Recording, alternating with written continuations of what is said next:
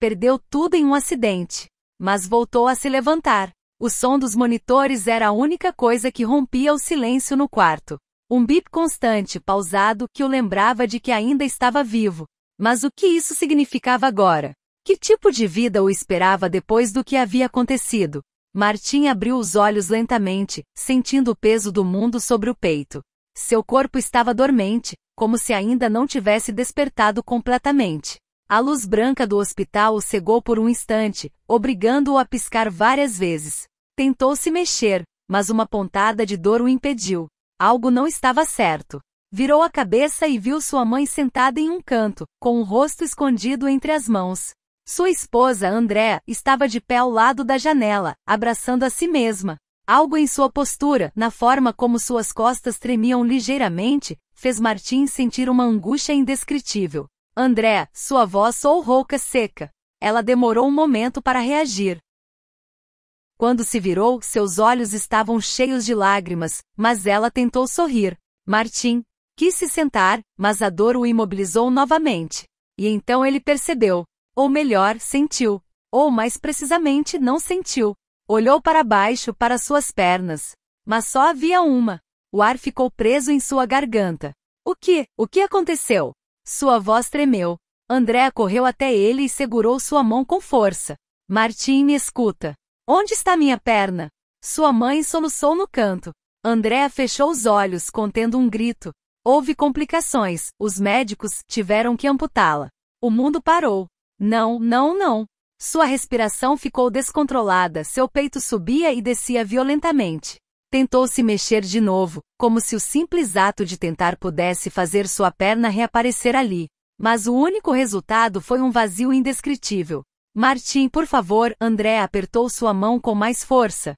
Foi um acidente, você perdeu muito sangue, tentaram salvá-la, mas...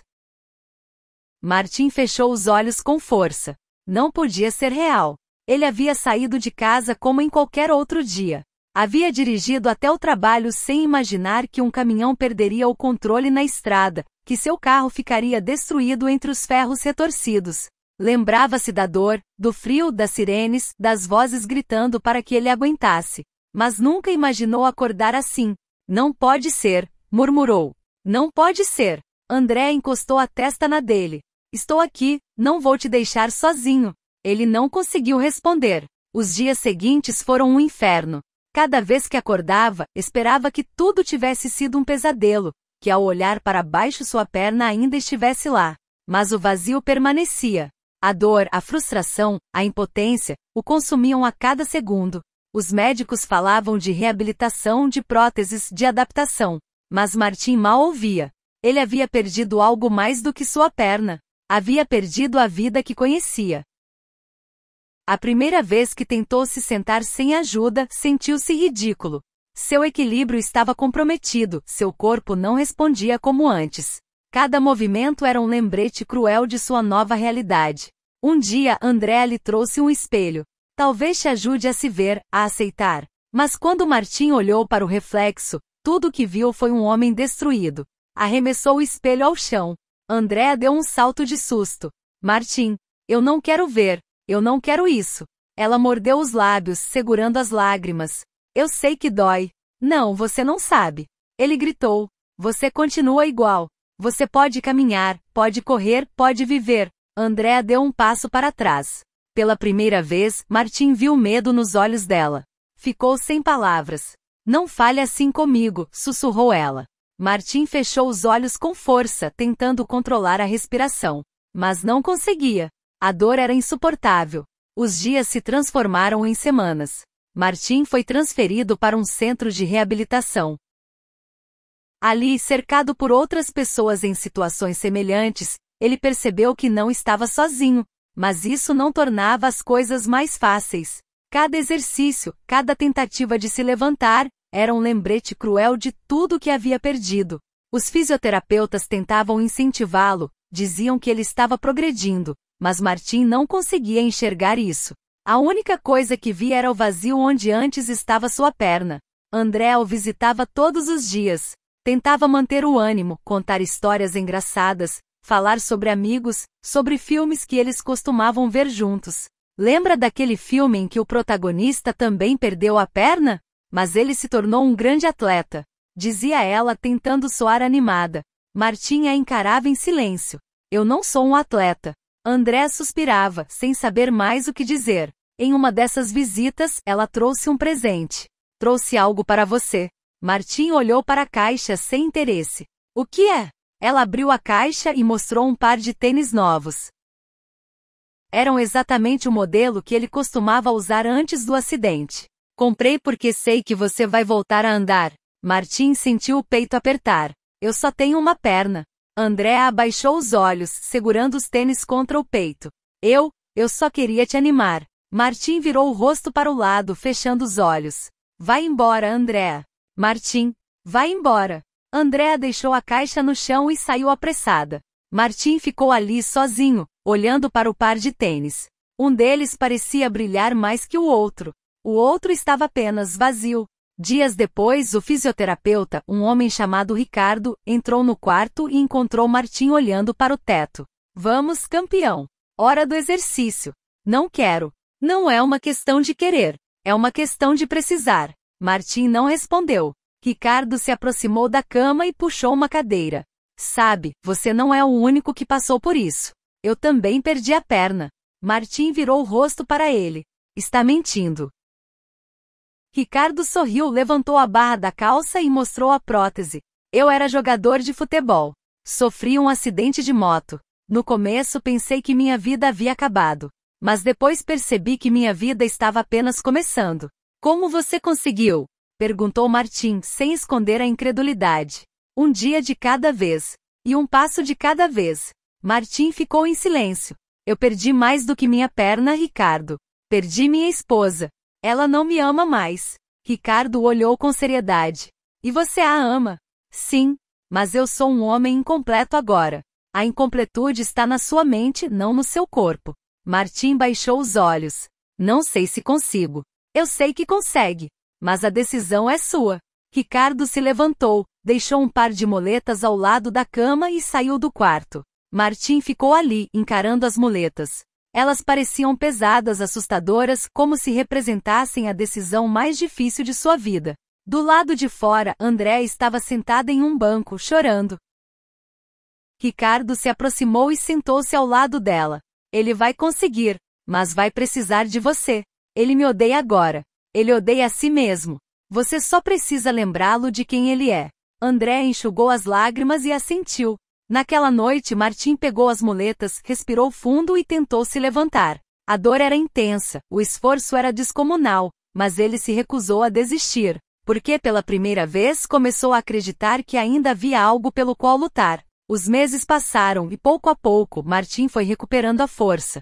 Os exercícios começaram a surtir efeito, e ele já conseguia se equilibrar com as muletas. Ricardo estava sempre ao seu lado, incentivando, motivando, contando histórias de superação de outros pacientes. Você está indo muito bem, campeão. Logo estará pronto para a prótese. Martim ainda sentia medo. Medo do desconhecido, medo de fracassar, medo de nunca voltar a ser o homem que um dia foi. Mas a cada passo que dava, sentia que estava se aproximando de algo maior. Algo que ia além da dor física. André continuava ao seu lado. Não importava o quanto ele a afastasse, o quanto gritasse ou descontasse sua frustração nela, ela permanecia firme. Eu estou aqui, Martim. E não vou a lugar nenhum. Um dia, Ricardo o chamou para uma conversa séria. Martim, eu acho que você está pronto. Pronto para o quê? Para a prótese. Martim sentiu um nó na garganta.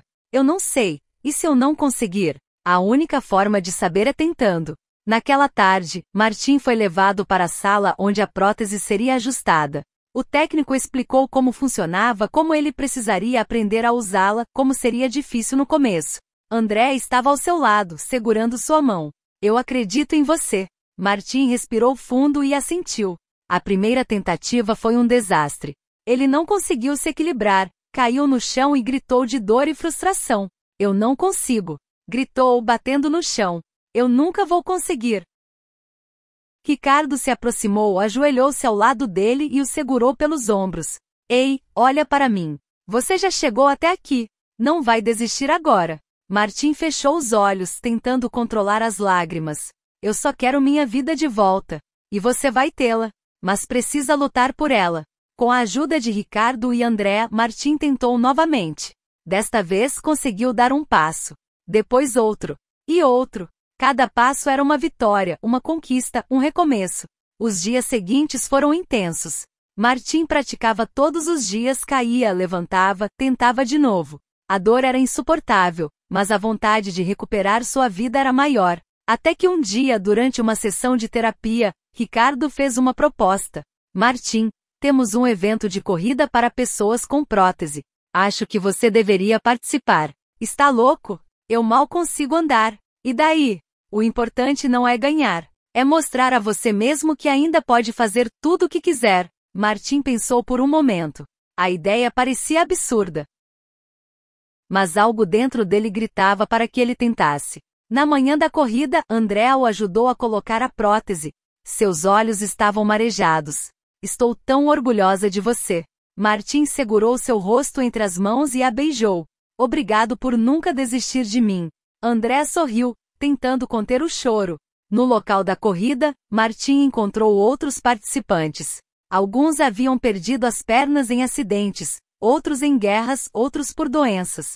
Mas todos estavam ali, de pé, prontos para correr. Quando o sinal foi dado, Martim começou a correr. Seus passos eram lentos, desajeitados, mas ele não parou.